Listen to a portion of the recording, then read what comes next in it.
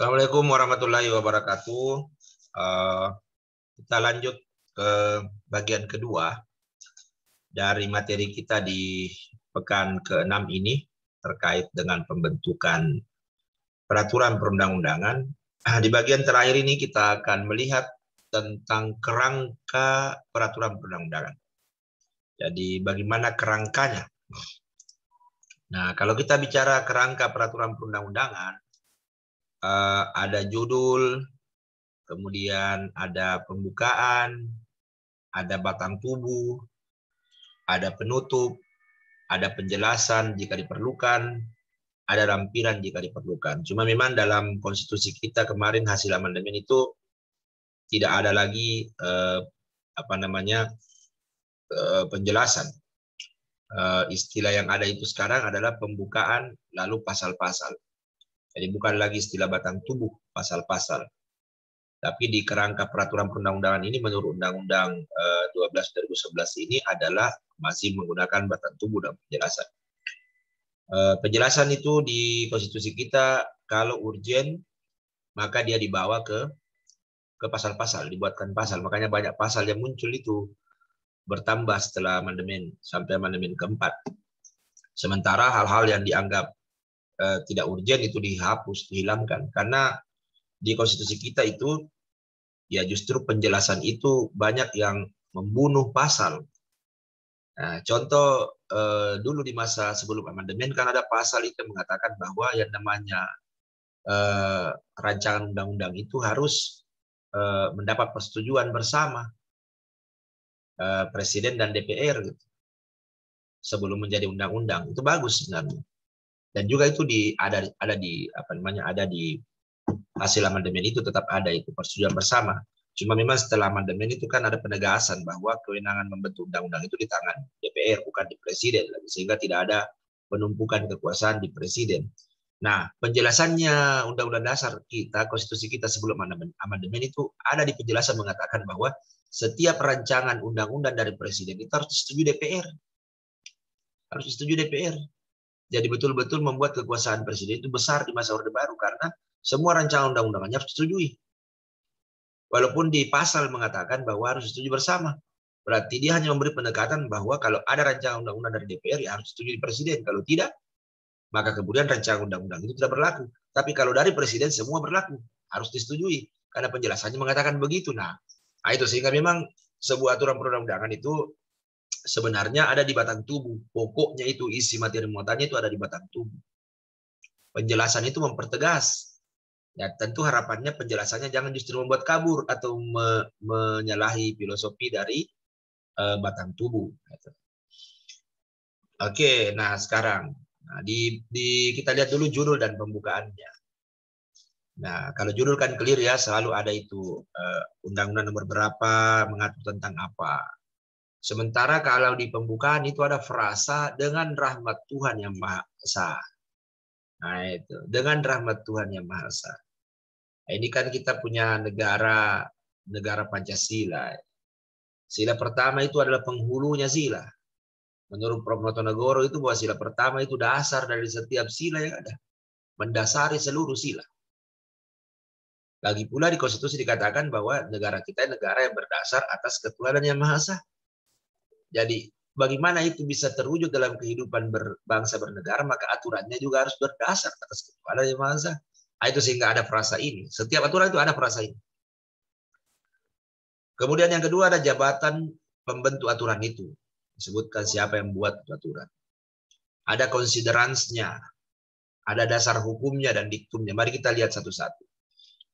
Nah ini kita ambil contoh lah ini undang-undang pemerintah daerah ini kan adik-adik ini kan mahasiswa pemerintahan kan.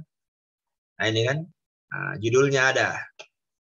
Nah, kemudian di sini ada frasanya.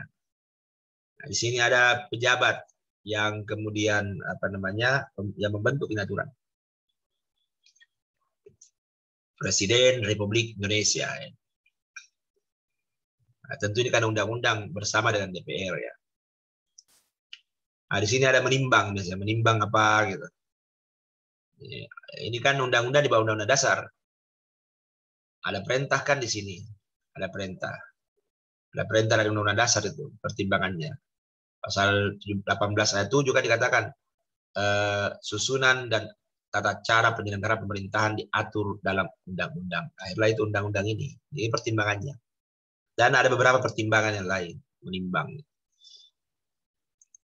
Untuk penyelenggaraan pemerintahan daerah, di efisiensi efektivitasnya. Nah, kemudian ada pertimbangan lain bahwa ada undang-undang yang tidak sesuai lagi dengan perkembangan zaman yang mengatur sebelumnya. Karena kalau kita bicara undang-undang pemerintahan daerah itu kan mulai dari Undang-Undang 1 tahun 1945 kayak gitu. Nah, ini jadi apa namanya, ada undang-undang sebelumnya kan yang digugurkan ini. Kenapa? Karena sudah tidak lagi dianggap sesuai dengan perkembangan keadaan, ketatanegaraan dan tuntutan penyelenggaraan pemerintahan daerah, sehingga perlu diganti. Nah, itulah yang menjadi pertimbangan sehingga perlu dibentuk undang-undang tentang pemerintahan daerah. Nah, itu apa namanya dasar hukumnya. Ya.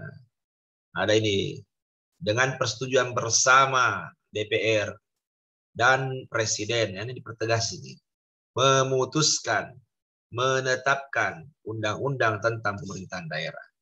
Nah, itulah yang ada di judul dan pembukaan. Sehingga kalau nanti buat adik-adik ini akhirnya nanti ditakdirkan berada pada medan-medan pengabdian yang membuat aturan perundang-undangan, terlibat dalam proses ini, maka ya dia tidak lagi canggung karena tahu oh begini apa namanya tata urutannya, tata susunannya ya. Kemudian selanjutnya adalah batang tubuh. Nah, inilah sebenarnya yang pokok ya. Karena di batang tubuh itu ada ketentuan umum, ada materi pokok yang diatur, kemudian ada ketentuan pidana jika diperlukan karena tidak semua juga itu membuat ketentuan pidana.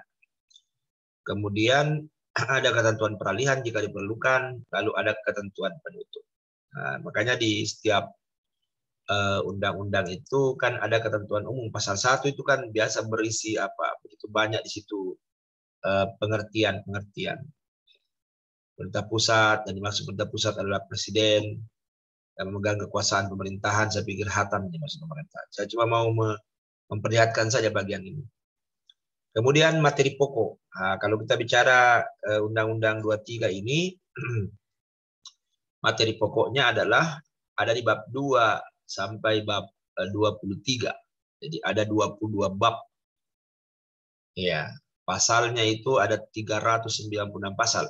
Inilah materi pokok yang diatur di dalamnya. Ya, banyak diaturkan di dalam, ada yang mengatur tentang urusan-urusan pemerintahan dan seterusnya. Urusan pemerintahan absolut, urusan pemerintahan konkuren, baik itu wajib maupun pilihan, dan urusan pemerintahan umum. Tentu di dalam juga mengatur tentang asas desentralisasi, dekonsentrasi, dan tugas pembantuan. Nah, inilah materi muatannya, materi pokoknya. Kemudian ada ketentuan pidana. Ada diatur di situ. Di pasal 398 itu ada ketentuan pidana. Nah, kepada daerah yang tidak memberi pelayanan perizinan sesuai dengan peraturan perundang-undangan, dikenai sanksi pidana sesuai ketentuan peraturan perundang-undangan. Apabila pelanggarannya bersifat pidana. Ya, tentu ada sanksi administratif kalau pelanggarannya administratif. Nah, pidana diatur di dalam. Ada juga di bab 25 itu kaitannya dengan tadi 24 ya. Ini ketentuan lain-lainnya itu di pasal bab 24, pasal 399 itu kan diatur bahwa ketentuan dalam undang-undang ini berlaku juga bagi Provinsi Daerah Istimewa Jogja, Provinsi Daerah Khusus Ibu Kota, Provinsi Aceh, Papua, dan Papua Barat, sepanjang tidak diatur secara khusus dalam undang-undang yang mengatur keistimewaan dan kekhususan. Ya, jadi kan ada mereka tersendiri itu undang-undang yang mengaturnya. Nanti dibicarakanlah itu di mata kuliah hubungan pemerintah pusat dan daerah. Kemudian ada ketentuan peralihan. Nah, ada ketentuan peralihan. Penegasan batas termasuk cakupan wilayah dan penentuan luas bagi daerah yang dibentuk sebelum undang-undang ini berlaku ditetapkan dengan peraturan menteri. Jadi ada ketentuan peralihannya, artinya dialihkan dari aturan ini ke peraturan menteri. Nah, Kemudian ada ketentuan penutup. Nah, bahwa undang-undang ini berlaku pada tanggal diundangkan. Nah, semua ketentuan mengenai proses legislasi daerah dan badan legislasi daerah yang sudah ada sebelum undang-undang ini berlaku harus dibaca dan dimaknai sebagai program pembentukan perda dan badan pembentukan perda sepanjang tidak bertentangan dengan undang-undang ini. Karena ya ini, kan ini undang-undang ini kan seperti mengoreksi ya sebagian dari isi undang-undang nomor 12 tahun 2011. Itu yang saya katakan bahwa prolegnas itu hanya ada di pusat. Di daerah tidak ada lagi itu prolegdah. Tidak ada lagi balegdah. Kenapa? Karena di Undang-Undang 23 2014 ini mengatur itu. Yang ada adalah program pembentukan perda. Lalu ada badan pembentuk perda, Baperda. Ya kurang lebih sama lah fungsinya. Cuma konteks legislasi itu hanya ada di pusat. Sebagai bagian dari perencanaan undang-undang. Iya, kemudian yang terakhir di sini adalah ini disahkan di Jakarta tanggal 30 September 2014 Presiden Republik Indonesia SBY ya, kemudian diundangkan di Jakarta. Ini diundangkan berarti masuk lembaran negara nomor berapa ada. Nah, itulah kerangkanya ya. Kemudian ya ada penjelasan bila diperlukan dan lampiran, tapi biasanya kalau undang-undang ini selalu ada menjelaskan secara khusus.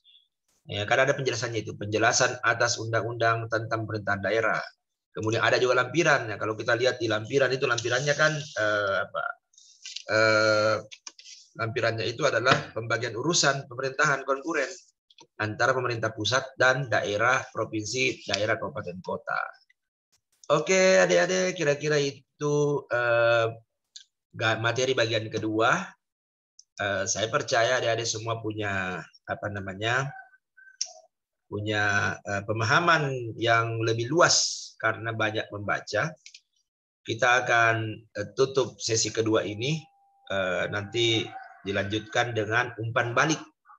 Mahasiswa menjelaskan apa yang menjadi tugasnya, pemahamannya terkait materi ini, ya, untuk menunjukkan kepada kita bahwa Anda belajar mandiri dan telah membuat tugas terstruktur.